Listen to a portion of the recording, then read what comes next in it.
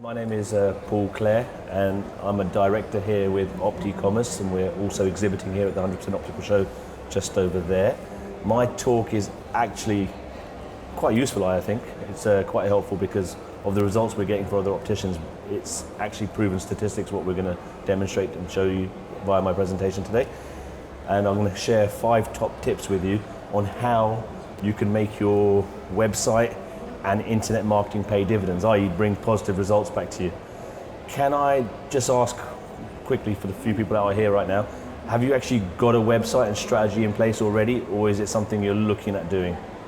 Yeah? Okay, so that's quite useful because lots of people already have it and they're kind of afraid to change it, but the thing about the internet, which is really interesting, is you can do something today and change it rapidly tomorrow because it's so easy to do so. Going forward here then, okay. Just a little bit about the company itself.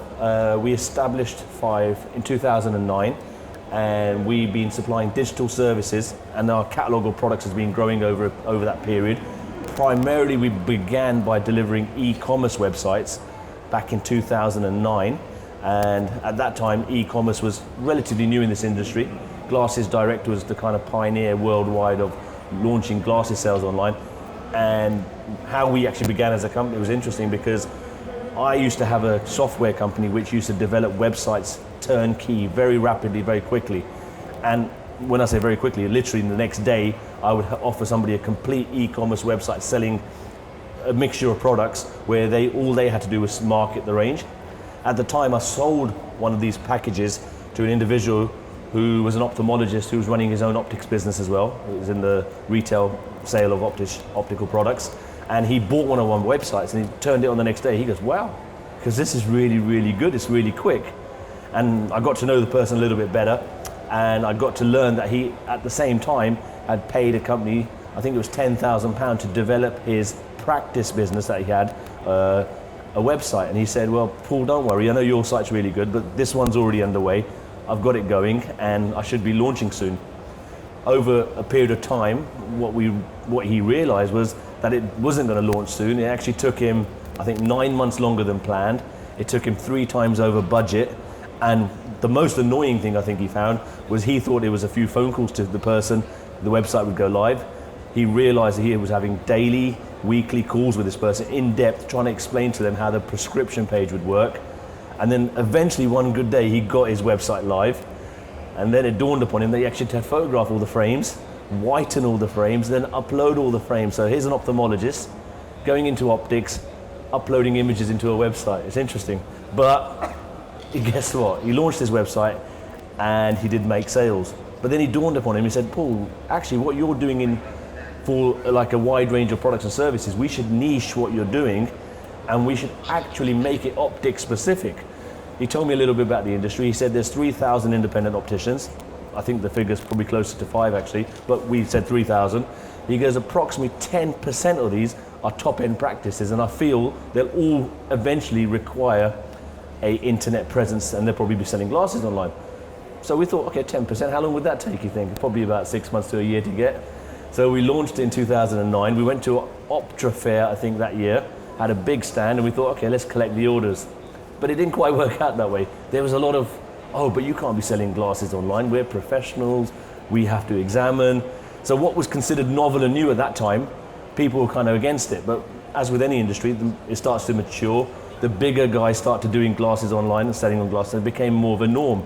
And now the consumers are kind of expecting it as well. So what's happened, there's been a shift and people have started following the pattern of wanting to sell glasses and offering services online. So right now, our company's going through a good stage of growth because lots of opticians are realizing this and now coming to us, and then they're hearing about others who are having success via this and they're wanting to do it as well. So we've probably got around about 150 to 200 practices live at the moment, and many, many orders have been collected at this show, obviously, and lots of people are planning to buy over the next 6 months as well from my discussions with various opticians. About 2 years ago, 3 years ago, we started discussions with a company called Okico, who provide practice management software to, I think, the majority, or at least a third of the opticians in the UK, including Vision Express. And when I went to present my product to the owner of that company, he kind of turned it and said, you've got a great product, but that product will be far stronger if it's integrated into the practice management software, meaning what the optician is using on a day-to-day basis to control his business from product, stock, pricing, dispensing. If we could integrate your site to sit on top of that in a layer, it'd be very, very powerful. So we've actually managed that now. And I think I know we're the only company in the United Kingdom, possibly Europe, that does that. And I believe only one company in America offers the integrated solution. But going forward, this is going to be a key aspect of what we're doing.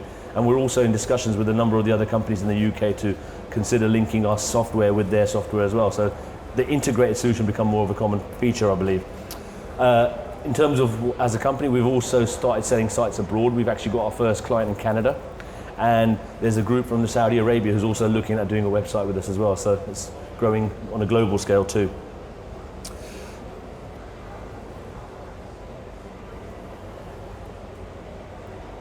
So the stats. This is the interesting part. I had an email come through from me because I tend to go to the worldwide shows and we visit the American show quite regular. And recently a stat came through, or a report was published in the Vision Council magazine, Vision Council Market Research, where they interviewed over 10,000 glasses wearers on a mixture of questions about the internet and buying and their buying habits.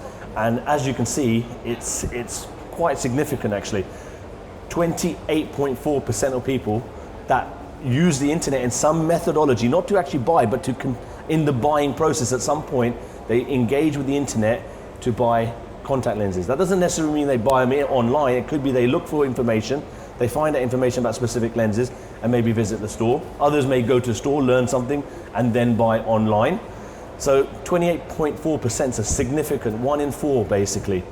In terms of buying prescription glasses, 19.1% of people engage with the internet in their buying process to buy glasses at some point over that period out of these 10,000 visitors. 19.5% use sunglasses. I was actually quite surprised. I thought the figure was closer to maybe 8 to 10%, but these stats actually show a very significant trend that a large portion of people are looking at the web in some capacity at some point, whether it be at the first stage or the latter stages in terms of buying eyewear and eyewear related products. Also, there's probably a reason for this, is mobile internet is actually growing at a rapid rate. Today, every one of us probably owns a smartphone. 40% of us always open our emails on our phone. So if you had a message come through from an optician about booking an appointment online and you could click and book an appointment, that'd be a superb feature because it's right in the hand and you can interact with it instantly. It doesn't require you to wait until the practice opens tomorrow morning. It can be done there and then. In terms of journeys, looking for information, you may have found your way here to London Excel today and you're looking for a route of how to get here. How did you begin that? You probably looked at your phone, looked at a route. Maybe it was Google Maps, maybe it was Apple Maps, maybe it was a tube map, but you probably started and you looked at your phone to decide how you do that. Buying habits are very similar as well, because when you are considering buying something new, you may look at it online for information. You then might go into a store, touch, feel. You may then ask a friend's advice through social media, what do you think of this? And then eventually buy it online or in store. So the whole process of using the internet to get information is on a growth curve, real massive growth curve as well. Obviously, people sat here are obviously seeing that, that's why they're interested in learning more. And this probably stems into omni-channel retailing. Omni-channel is basically multi-channel retailing. And previously where maybe the store had a massive influence on the overall journey, now you in the middle have a magnitude of methods of learning information, gathering that assist in the overall retail of a specific product. It could be through the company's website, it could be through, kiosks somewhere to get information, it could be through leaflets, it could be through social media.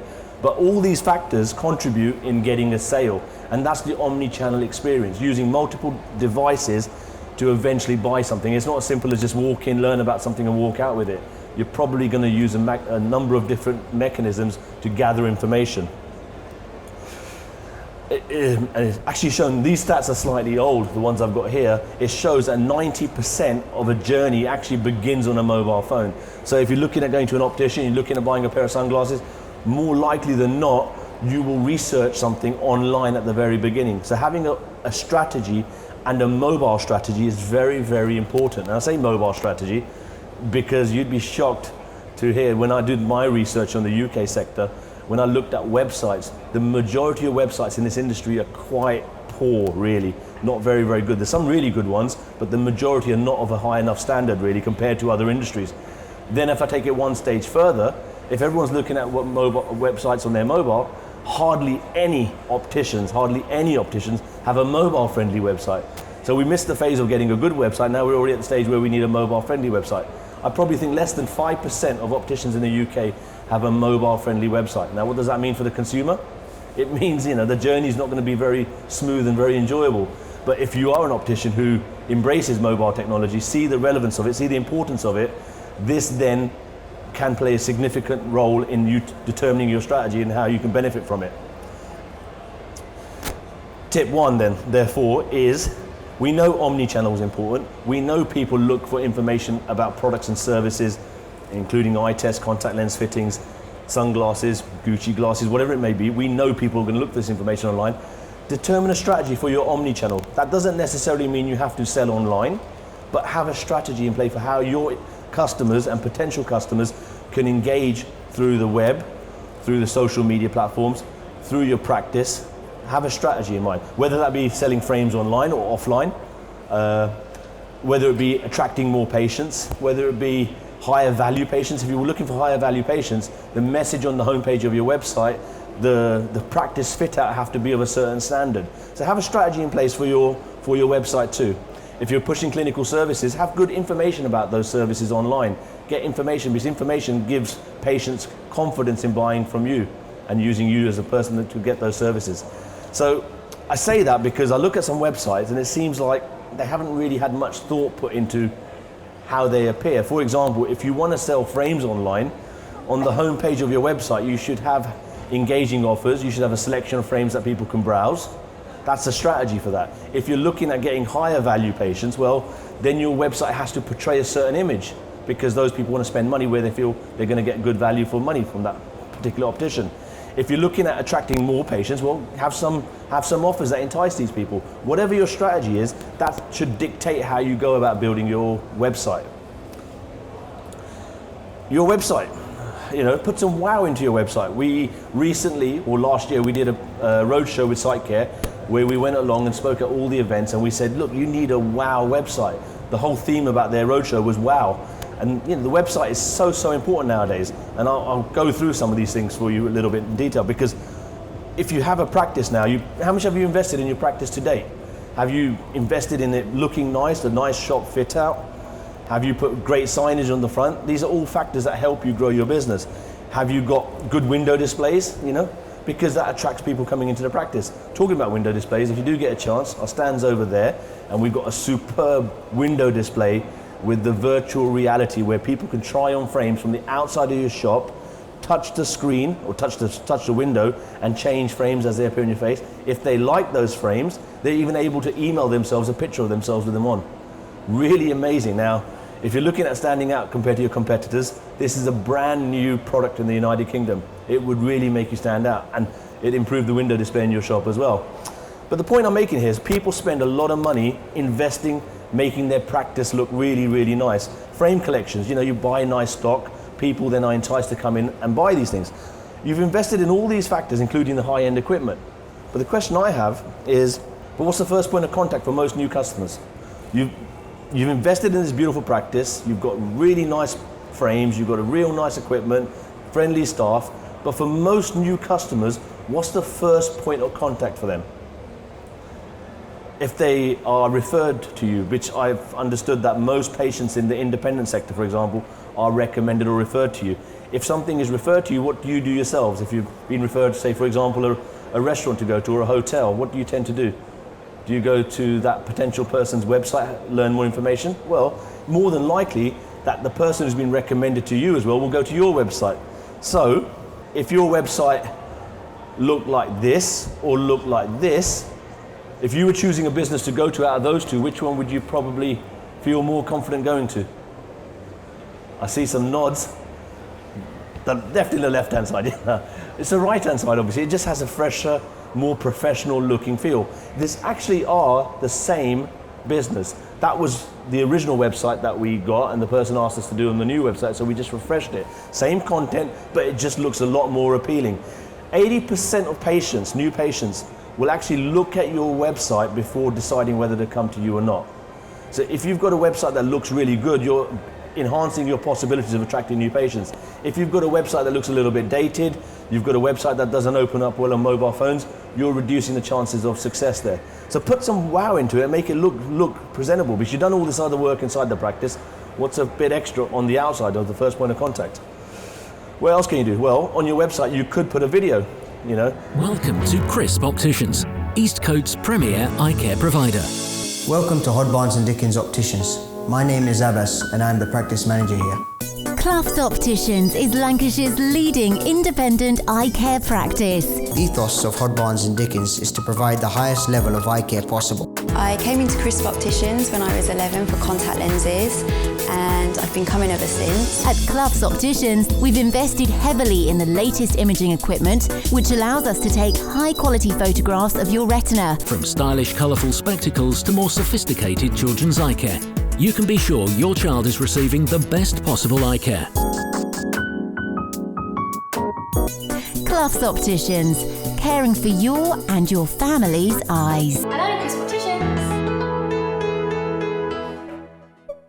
As you can see, putting video on a website is also a way of wowing it up and making it stand out. So people can actually watch a 30-second, 2-minute, 3-minute video about your business and learn a lot about you. Especially if you've invested heavily inside the practice, this can make a difference to your website. So I think I'd recommend anyone putting a video. Also, it starts off a relationship because someone gets to hear you, gets to see you, and when they come into the practice, it's already as if the relationship has begun well in advance. So that could help. What else can you do to your website? Well, one thing at OptiCommerce we advocate is people are interested in products.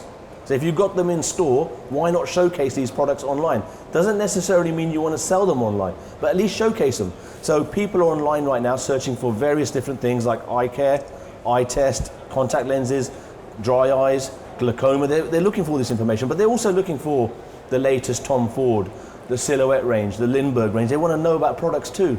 If your website has these products on there, you're more likely that people will find information there. So for example, here's a website of ours. Somebody goes to look through a collection. They're able to see the complete collection of Dior in this case. They can see the different colors, the prices. Prices, by the way, is a choice of yours. You can switch pricing on or off. If it's a catalog site, if it's an e-commerce, obviously you need the price.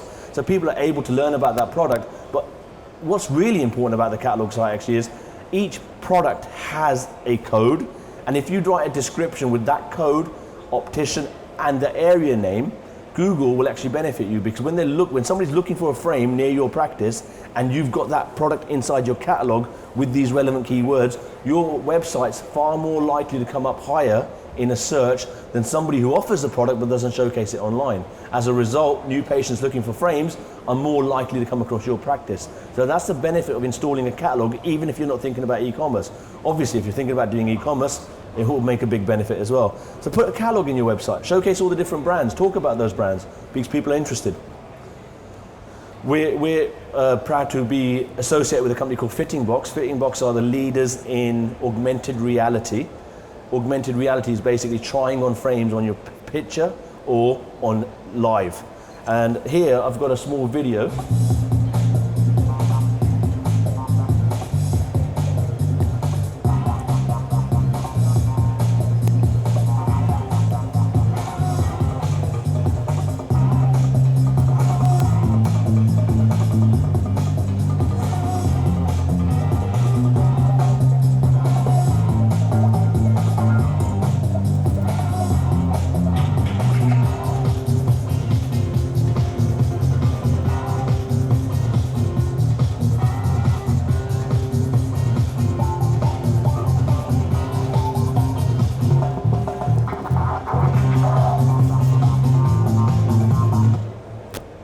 Just a quick video there showing a 2D. The interesting thing is, I actually set this presentation up for SiteCare, so that I'm using part of the same presentation. Last week, me and my colleagues went down to Toulouse in France to meet this company, and we've agreed a resale arrangement. This product's already old. It's kind of already been passed over. Technology moves so fast, so much so that in the internet they say 1 year is the equivalent of 10 years in a traditional business.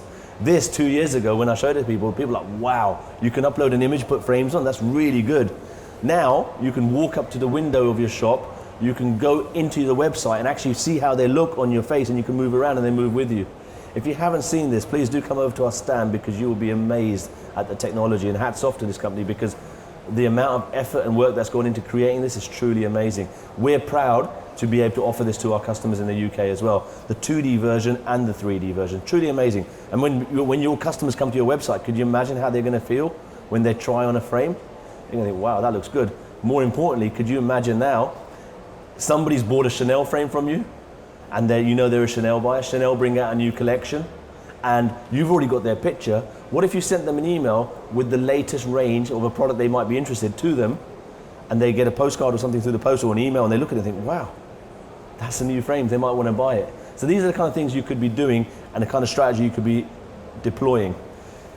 My tip 3, once you've got the right strategy, the omni-channel strategy, tip 2 was to improve the website, make it really stand out. Tip 3 is embrace technology. Why? Technology is not going to go away. People expect technology. And by that I mean, we say we advocate online bookings. It's amazing. I've gone to see some opticians and we talk about, why not allow your patients to book online? And then I hear sometimes I hear a response which surprises me, and they say, well, I prefer to receive all the phone calls so I can speak to them and things like this. I said, well, what about when you send a recall letter to that person and they're working and they're really busy and they get it, and they just imagine, don't they expect to book online? That you book for everything else, you buy things online. Imagine the ability where they can open up a letter, hit the appointment button on your website, see the diary and select a time that's convenient to them, all in 30 seconds. That'd be amazing technology, so embrace it. This is not going to disappear. Technology is only going to get better. So these are the kind of things to allow your practice to grow and connect to your customers. I mean, that's really, really important. E-commerce, buying online. I'm still astounded that some people actually think e-commerce in optics is not going to work. It's working in nearly every single industry, ladies and gentlemen. E-commerce, there's companies out there. Glasses.com was bought for $1 billion. Coastal Contacts was bought by Essilor for $430 million. A company in the UK, Lens Store, yeah, so this is working. Having the ability to connect with people further afield who can buy and engage with your practice is a positive. Find out a strategy to make that happen. Connection to your practice management software. The data's already there, so these are real powerful things, and I think you guys should consider embracing these right now. Mobile responsive. I'll quickly show you a couple of examples of this. Let's say somebody receives a letter in the post. Happy customer, obviously wearing glasses. They simply log into the website. They get to see the appointment slots that are available. They choose a slot, and it goes straight into the practice management software. Now with Ocuco's Acuitas and Focus 2 systems, this is very much possible. People are coming into their practices on a Monday, Tuesday, Wednesday morning, opening up their computer systems, and they realize, wow, we've got 4 more bookings. Wow, we've got 3 more bookings. We're working with one optometrist over in Scotland. He said, Paul, the most powerful thing I've noticed since I've installed the web diary, that's the name of the product, he goes, it really works well because people are looking over the weekend for an optician. They see that they need to make an appointment, but they want it really quick. They want it tomorrow. They don't want to book something 6 weeks ahead. They want it right now. And he goes, the web diary is really powerful for me in a position when someone on a Sunday books exactly for the Monday morning. He goes, the number of new patients we've got is remarkable. And that's actually really true. And it all comes down to the convenience that that person's offering through the booking system. You can also do it for contact lens reordering, say, for example. You know your customer's using one day lenses. He's got 30 days supply. 26 days has passed, so he's about to need to reorder contact lenses. Why have the possibility that that person can go to a contact lens online ordering store, not your site? Send them an email. Send them an email with a link saying your contact lenses need to be replenished. Click here and order. They go onto their website. It automatically loads their product with the prescription details in play, and they click, and then they're able to purchase. Again, for the practice owner, imagine if it was connected to the PMS, they would literally come in and see a new order there. It's really connected, really powerful system. It's easy, it's convenient, and it's very powerful. Obviously the box doesn't necessarily have to be that big, but I thought I'd make it very clear. Happy customer receives the box. Obviously they can be posted through the letterbox too. Okay, now mobile responsive. We talked about this earlier. How many websites I've seen recently that are not mobile responsive, meaning they're not mobile friendly, which means it's difficult to browse and read them. Remember, your people who tend to be customers of opticians tend to have reading difficulties or vision problems. If it's hard to use the website, it's going to make it a loss to a certain extent. So make sure your websites are mobile responsive. Make sure they work on tablet very well, and make sure they work on mobiles very well, because people are using these devices to access. Tip 4, once you've got a good website, once you've got all the whistles and bells, you've wowed it up, once you've embraced technology, the next thing is get people to it. Don't think for one moment that if you build it, they will come. That doesn't really necessarily happen. If you build it, they won't come unless you do something about it. What we do for our clients is we do very powerful pay-per-click marketing, and we're able to demonstrate this in a very powerful way because we tend to get between 10 to 30 inquiries, brand new inquiries for new patients coming to the practice that we work with month on month. So new patients come into the practice as a result of a nice website and a PPC strategy. Social media, social media is the new word of mouth.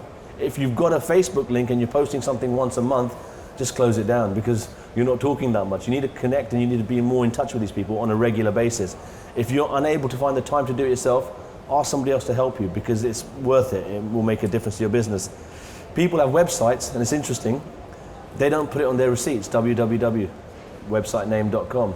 They don't put it on their marketing material sometimes. I'm astounded, on the shop front, on the window, people are going past that shop every day, but they forget to put their web address in. So it's all about getting people who are interested in your service finding you. Try to maximize that by doing some things. Once you've driven this traffic to you, digital marketing is different to traditional marketing in one major aspect, and that is you can actually measure the success of it to the point where you are able to make informed decisions about what's working, what's not working. If you know something's not working, that's great news because you turn it off and you save money. If you know something is working, that's great news because you do more of it and it gets you results. So what we are able to do with our digital marketing is we're able to say, if somebody's come in from a pay-per-click advert, that means when you type something into Google, you see certain adverts on the page. If you click on those adverts, the phone number on the website changes. It still rings through to the same number, but for the campaigns we're managing, the number changes, the customer rings the practice, and we're able to know that that came from one of our campaigns. More importantly, the optician realizes that too, and they're also able to listen in on the call afterwards. So it's really powerful that we're able to track these, and also any forms on the website, any voucher request, any booking appointment request, any contact us page, if that gets filled in from a pay-per-click advert, we're able to measure that so we know how successful it's been. Websites, don't sit still. Some people have done a website 3 years ago and they haven't changed it.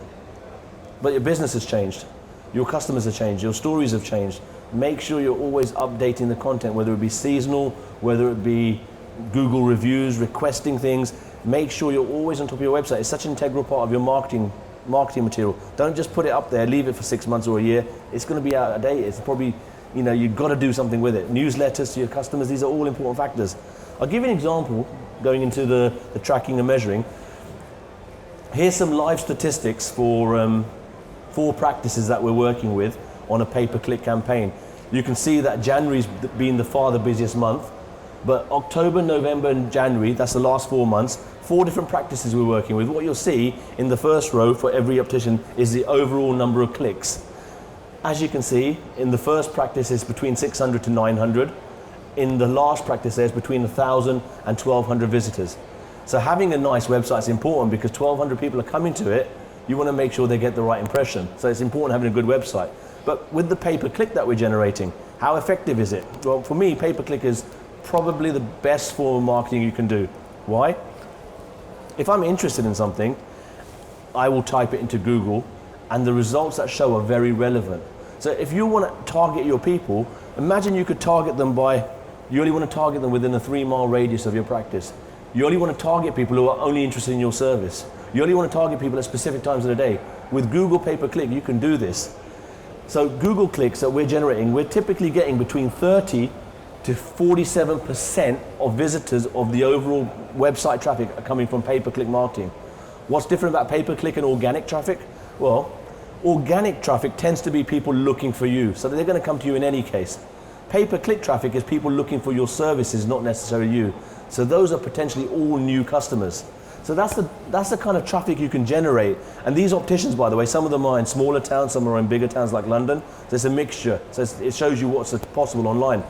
But if you look at the number of phone calls, in the first case here, 27 phone calls were generated from those 426 clicks.